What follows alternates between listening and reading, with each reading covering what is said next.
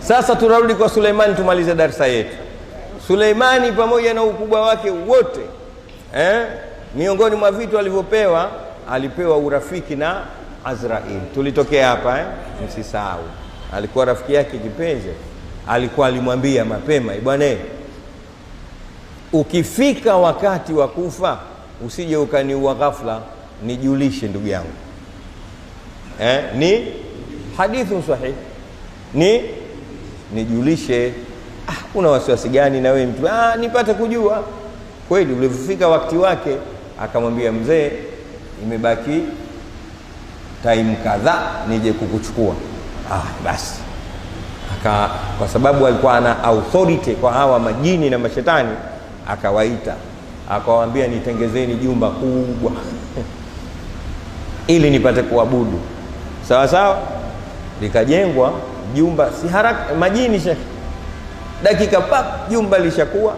Akaingia ndani, wakati huo kishakuwa mtu mzima, akachegamia fimbo yake kwa ajili ya kuswali.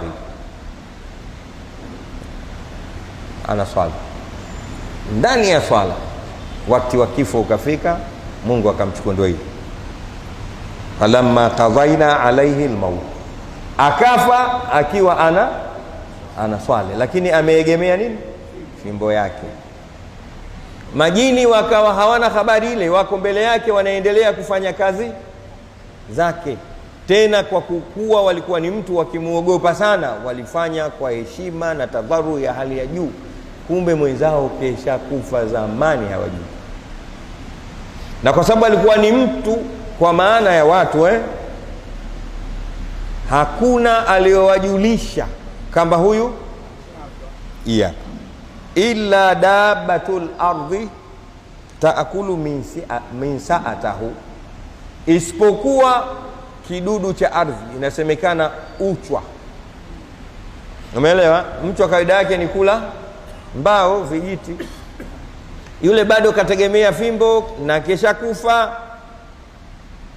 Allahu akbar. Majini hawajui hilo, wanaendelea kupiga kazi, wameamrishwa na bwana mkubwa.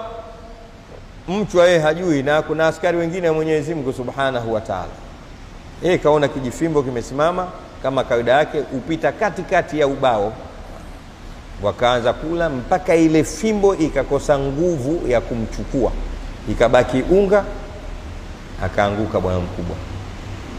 Mchwa ndio alowadulisha wale, kama huyu kifaje. Inakadiriwa tangu alivyokufa na amesimama katika ile fimbo mpaka